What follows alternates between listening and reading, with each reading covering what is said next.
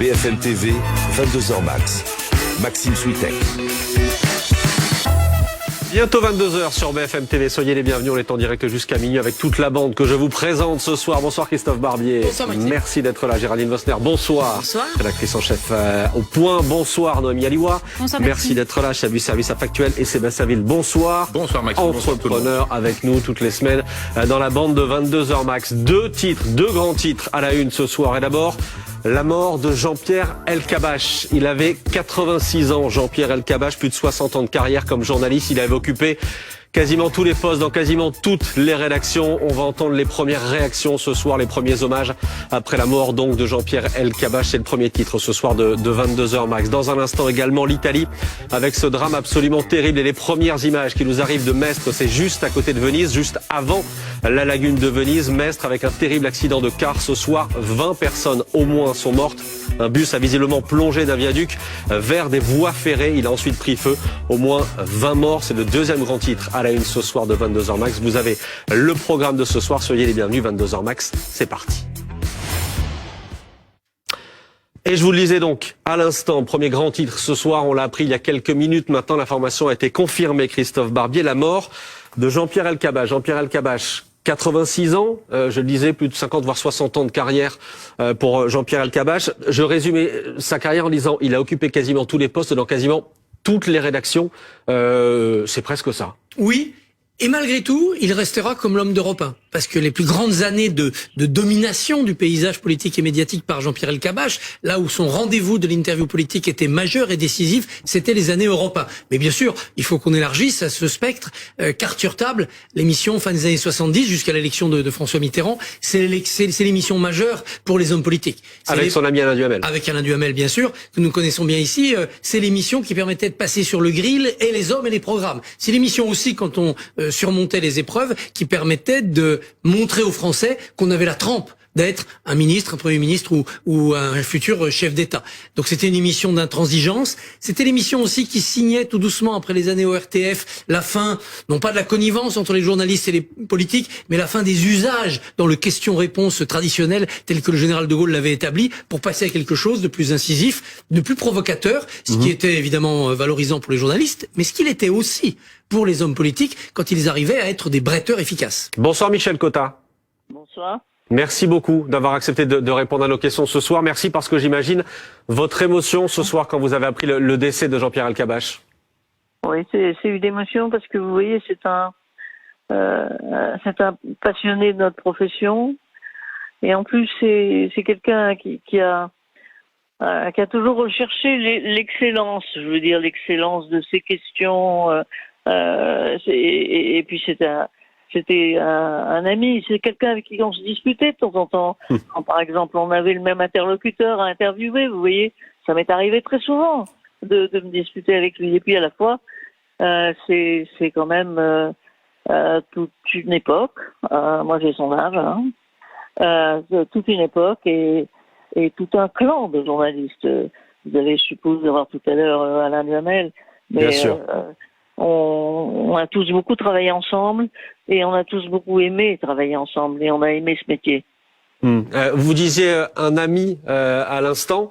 Comment il était comme ami, Jean-Pierre Elkabbach? On va évidemment parler de sa carrière. Christophe, retenez à l'instant carte sur table. On va parler de toute cette carrière, mais d'abord l'ami.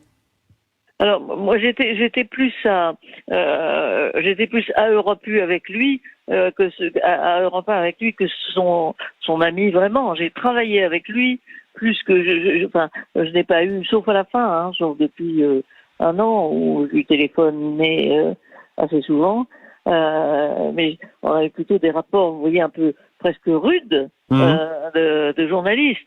Mais c'est ça qui était formidable, parce que ça prouvait qu'on croyait à ce qu'on faisait. Qu'on se battait pour être les premiers, et lui, il faut dire qu'il arrivait très souvent à être le premier. Je le disais, Christophe Barbier disait à l'instant carte sur table, c'est ce qu'il retenait à la fin des années 70, émission créée avec Alain Duhamel. Qu'est-ce que vous retenez, vous, d'abord dans la carrière de Jean-Pierre Elkabbach?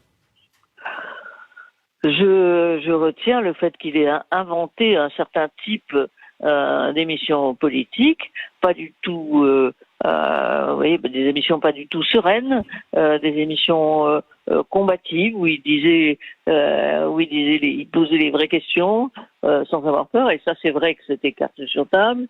Et puis en plus, ce que j'ai noté, parce que je le note moins souvent aujourd'hui chez d'autres journalistes, c'est pas quelqu'un qui faisait une interview même pour 10 minutes en ayant consulté 3 feuillets. Hein. C'est quelqu'un qui lisait tous les livres, qui lisait les biographies complètes de tous les gens qu'il interrogeait. Et je peux vous dire, il se battait jusqu'à 10 heures du soir. Il avait cette émission le matin, donc à 8 heures. À 8h20 sur Europe. Mais il lui est arrivé de changer d'émission à minuit, en appelant quelqu'un 20 fois avant minuit pour l'avoir, justement. Donc, cette volonté, c'était la passion, quoi. La passion. Restez avec nous, Michel Cotta, on va l'entendre. Jean-Pierre Elkabbach, dans un des moments clés aussi de sa carrière. 1981, il est à l'antenne, à la télé, pour annoncer la victoire de François Mitterrand à la présidentielle, et voici ce que ça donne. On racontera les coulisses ensuite. Dans quelques secondes, vous allez connaître le nom du président de la République. Dans tous les états-majors, un peu partout, dans tous les foyers, on attend ce résultat. Effectivement, vous l'aurez à l'heure précise. 10 secondes. 5, 4, 3, 2, 1. François Mitterrand est élu président de la République. Voilà, le silence derrière cette annonce. Christophe Barbier, il faut expliquer les coulisses. 1980, Jean-Pierre Elkabbach est à l'antenne pour annoncer cette victoire de François Mitterrand. Mais Jean-Pierre Elkabbach sait qu'à l'instant où le visage de Mitterrand apparaît, c'est terminé pour lui sur cette antenne-là. Oui, bien sûr, bien sûr. D'abord, la gauche l'avait ciblé, considérait qu'il était beaucoup trop proche du pouvoir giscardien et que la gauche arrivant au pouvoir, il fallait évidemment une nouvelle génération et des gens qui avaient les bonnes idées, ce qui va pas manquer d'advenir. Mais après, il a su revenir dans le jeu et dans le cercle mitterrandien. Et Jean-Pierre savait être giscardien sous Giscard, mitterrandien sous Mitterrand, chiracien sous Chirac. Et c'était pas par complaisance idéologique. C'était juste qu'il voulait les avoir sur son plateau. Donc il savait comment aller les séduire, les flatter pour les amener. Et une fois qu'il les avait sur le plateau, les maltraiter, les brosser à rebrousse-poil pour leur faire dire ce qu'ils ne voulaient pas toujours dire. Michel Cotta, ce soir-là, en 81, le nom d'Elkabbach est scandé, dans le mauvais sens du terme, par la foule à la Bastille. Bien sûr. Écoutez, pendant qu'il annonce ça sur RTL, sur Europe 1, moi j'étais en train d'annoncer ça sur RTL. Et je peux vous dire que le climat entre les deux stations était quand même différent. Mais enfin, j'ai le souvenir d'avoir vu devant moi des gens pleurer. Des gens quitter la pièce, et puis d'autres gens au contraire contents. Mais ça n'était pas effectivement l'atmosphère d'Europe 1.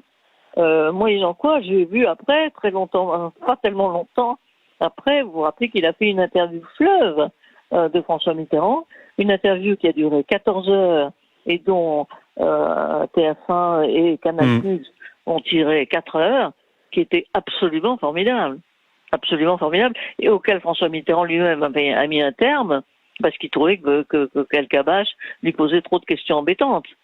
Absolument. Il a su. Je ne sais pas si les gens ont vu ce mouvement-là, c'est-à-dire d'abord Elkabbach hué par la foule mitterrandienne, et puis Elkabbach réintégré par Mitterrand. Mais enfin, je peux vous dire que la longue interview de lui qu'il a fait était de loin la meilleure qui a été faite sur lui. Et ça, c'était à la fin des 2 septennats de François Mitterrand.